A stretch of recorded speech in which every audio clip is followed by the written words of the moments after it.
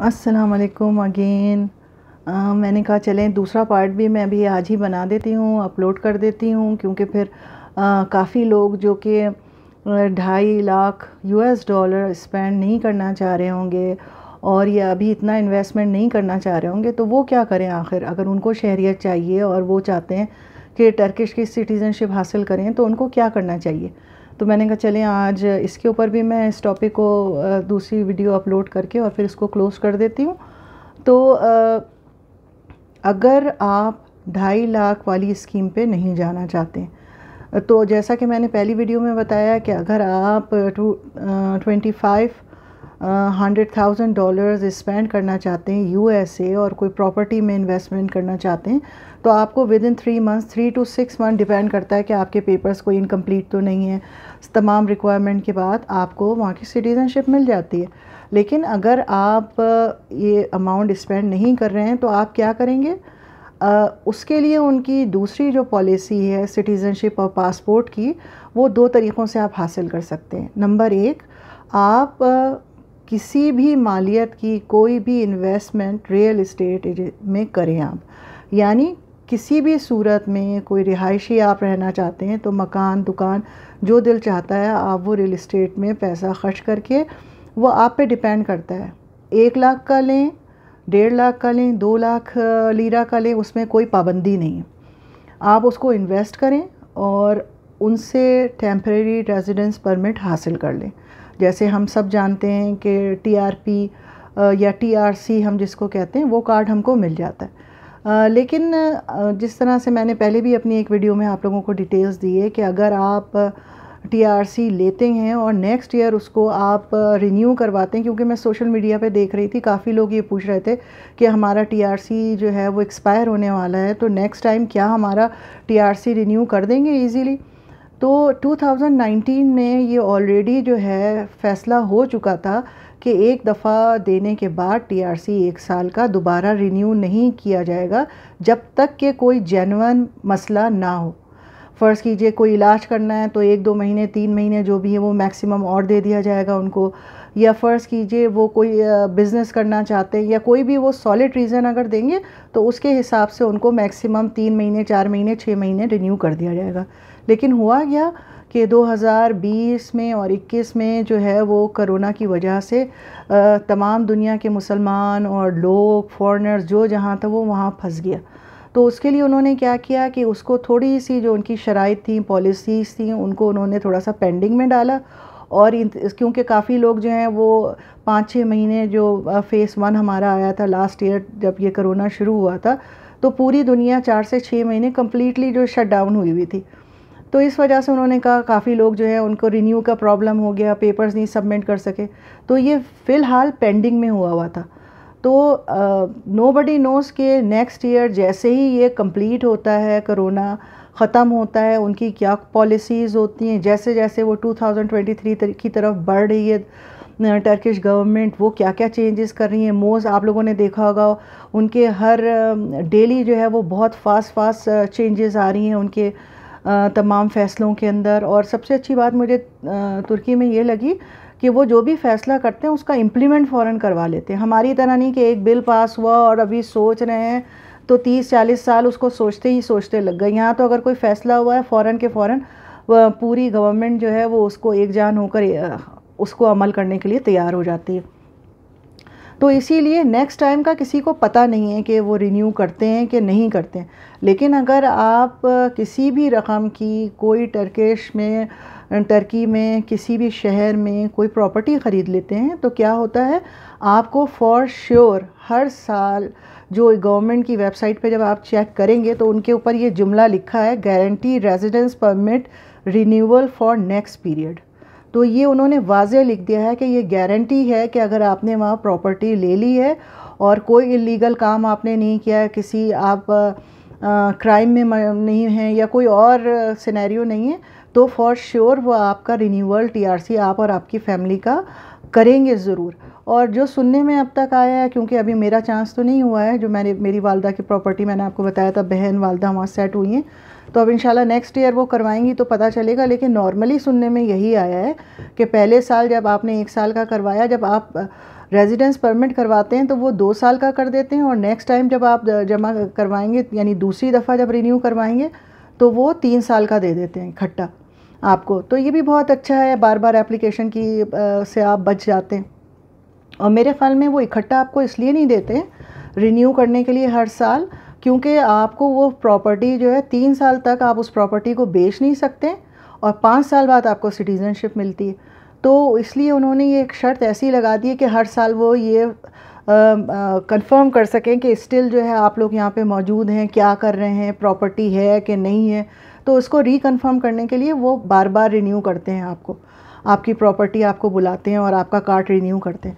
तो तरीक़ाकार क्या है इनका प्रोसेस कि अभी तक इन्होंने जो फ़ैसला किया है, आई डोंट नो कि नेक्स्ट ईयर या नेक्स्ट टाइम क्या होता है, लेकिन अभी तक जो वेबसाइट पे है, अगर आप किसी भी रकम की प्रॉपर्टी लेते हैं उसकी कोई शर्त नहीं है, ना US डॉलर ना टर्किश, किसी भी रकम की शर्त नहीं है। अगर आपने कोई रिहाइश ली और आपने रहना शुरू किया तो क्या होगा, आपको आपकी शर्त ये है कि 60 महीने यानी 5 साल आपको टर्की में बज़ाते ख़ुद रहना पड़ेगा।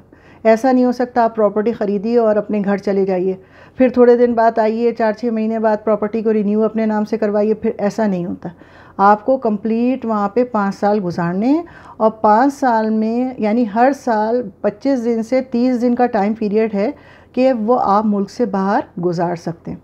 यानी 5 साल में तकरीबन 6 महीने, 5 से 6 महीने जो है वो पीरियड ऐसा है कि वो आप आउटसाइड ऑफ द कंट्री यानी टर्की से बाहर गुजार सकते हैं। लेकिन क्या है कि अगर फ़र्ज़ कीजिए आप पूरे 5 साल रहते रहे और आप बाहर नहीं गए, किसी भी अपने मुल्क में वापस नहीं गए या तुर्की से बाहर नहीं गए, तो क्या होगा, आपका जो टाइम पीरियड है अप्लाई करने का, एप्लीकेशन देने का सिटीज़नशिप के लिए, पासपोर्ट के लिए, वो 4.5 साल में ही पूरा हो जाएगा।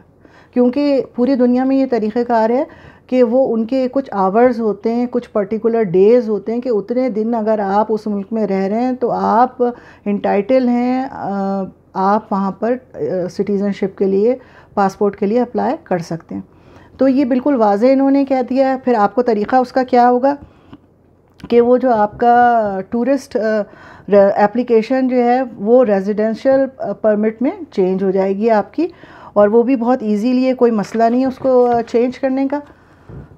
फ़र्ज़ कीजिए, अब जैसे कि मैंने इससे पहले वाली वीडियो में भी आप लोगों को बताया है कि ड्यूल नेशनलिटी के मुतालिक, तो उन्होंने एक बात ये भी अपनी वाज़े वेबसाइट पे लिख दी है कि if foreigners dual national who do not require the Turkish citizenship may transfer after 8 years continued stayed in the Turkish short-term residency permit to indefinite long-term residence permit with lifetime work permit. This is known as the permanent residency permit in Turkey. So इसका इन्होंने क्या बताया है कि फ़र्ज़ कीजिए आप dual nationality नहीं लेना चाहते हैं, आप कहते हैं नहीं भाई मैं तो पाकिस्तान की शहरियत नहीं छोड़ूंगा लेकिन मुझे यहाँ पे भी रहना है, तो उसके लिए उन्होंने क्या क़ानून बनाया है कि अगर 8 साल तक आपने 8 साल तुर्की में गुजार लिए हैं तो चाहे आप सिटीज़नशिप अप्लाई करें कि ना करें, 8 साल के बाद ऑटोमेटिक आपको वो परमानेंट रेजिडेंस कार्ड इशू कर देंगे। यानी क्या करेंगे, वो जो टेम्परेरी रेजिडेंस कार्ड है वो ऑटोमेटिक चेंज हो जाएगा परमानेंट रेजिडेंसी परमिट या परमानेंट रेजिडेंसी कार्ड पर, और उस कार्ड के साथ साथ ताहयात आपको वर्क परमिट भी इशू कर देंगे, यानी ब्लू कार्ड बना देंगे कि आप फ्री हैं काम करने के लिए, यहाँ पर कोई पाबंदी नहीं है, आप शहरियत, लेकिन उसके लिए 8 साल का अरसा चाहिए। लेकिन अगर पासपोर्ट चाहिए और दूसरी चीज़ें आपको चाहिए, सिटीज़नशिप का चाहिए, देखिए किसी भी मुल्क की सिटीज़नशिप और पासपोर्ट का फ़ायदा क्या होता है। अब कोई ये सोचे कि भाई हमारे पास तो पासपोर्ट एक बुक जो है वो पाकिस्तान की भी मौजूद है, शहरियत भी है, झंडा भी है, सब कुछ है, लेकिन होता क्या है कि जो पासपोर्ट है, जिस भी मुल्क का पासपोर्ट है, जब आप पूरी दुनिया में ट्रैवल करते हैं या कहीं दूसरे यूरोपियन कंट्रीज़ के लिए इमिग्रेशन के लिए अप्लाई करते हैं, तो वो पासपोर्ट जो है वो आपकी नेशनलिटी जो है वो आपको बहुत हेल्प आउट करती है। हो सकता है कि आपको हेल्प आउट ना करे, लेकिन आपकी आने वाली नस्ल, जो आपके बच्चे हैं, उनके लिए रास्ते खुल जाएं, जो कि पाकिस्तान में बैठ के नहीं हो सकते। कितने ही बच्चे हैं बेचारे, कितने कितने पैसे जमा करवाते हैं स्टूडेंट वीज़े के लिए, किसी तरह से हम यूरोपियन कंट्रीज़ में निकल जाएं, क्योंकि अगर एज ए स्टूडेंट आप किसी भी स्टूडेंट और वर्क परमिट किसी भी तरह से यूरोप की किसी भी कंट्री में निकलते हैं ना, आप एक दफ़ा आप वहाँ पहुँच जाएं, फिर तो आपके लिए रास्ते समझिए खुलने ही खुलने हैं। क्योंकि एज ए स्टूडेंट आप आते हैं तो आपको स्टूडेंट के 15 से 20 घंटे वीकली काम करना अलाउ होता है। जब आप काम करते हैं तो काम के साथ साथ आप वर्क परमिट आपको मिल जाता है। वर्क परमिट आपको मिल जाता है तो वर्क परमिट पे आप अपनी फैमिली को बुला सकते हैं। जैसे ही आपकी फैमिली आई और आपको कोई जॉब मिल गई, किसी ने आपको वर्क परमिट परमानेंट दे दिया, तो आप इमिग्रेशन के लिए 2 साल बाद अप्लाई कर सकते हैं। तो पूरी दुनिया में तरीक़ेकार क्या है अप्लाई करने के लिए, कि जब भी आप किसी भी मुल्क में अप्लाई करते हैं और वहाँ के लिए आप किसी भी ज़रिए पहुँच जाते हैं, चाहे जैसे फ़र्ज़ कीजिए जो कनाडा की भी बात करती हूँ, या आप यूरोप कंट्रीज़ लंदन की बात करें, जो ज़्यादातर लोग वहाँ पर वीज़ा लेके स्टूडेंट वीज़े पे जाते हैं और फिर आप देखते हैं कि वो वहीं सेटल्ड हो जाते हैं, वहीं शादियाँ कर ली और वहीं पे फिर परमानेंट उनको सिटीज़नशिप मिल जाती है, इमिग्रेशन मिल जाती है, लीगल हो जाते हैं। तो इसलिए ये कि इस चीज़ को आप, इस अहमियत को समझिए। और फिर ये कि इन द मिडिल जब आप होते हैं, उसकी क्या कहते हैं, मिडिल ऑफ द वर्ल्ड आप हैं, तो हर जगह का एक्सेस आसान है, कन्वेंस आसान है, टिकट आसान है, बहुत सस्ते चीप टिकट आपको मिलते हैं, ट्रैवलिंग आसान हो जाती है। तो बहुत सारी चीज़ें होती हैं। बाकी फ़ैसला आप लोगों का अपना है, हर इंसान की इस्तिदाद अलग होती है, सोच अलग होती है। तो मुझे थोड़ा सा इंट्रोडक्शन देना था आपको दोनों तीनों तरीक़े से। तो आप, उम्मीद यही है कि आप लोगों को ये वीडियोज़ जो हैं ये इन्फॉर्मेटिव लगी होंगी, और अगर आपको पसंद आई हैं तो प्लीज़ इसको शेयर करें और रिमार्क ज़रूर दिया करें कमेंट्स में। खुशी होती है मुझे कि लोग जो हैं वो पसंद करते हैं, बहुत शुक्रिया करते हैं। तो जो लोग मेरा शुक्रिया अदा करते हैं, ढेरों दुआएं देते हैं, मेरी तरफ़ से भी अल्लाह उनको बहुत सारा दे, रख के भूलें, और फ़तह और कामयाबी इंशाअल्लाह ताला अल्लाह दे।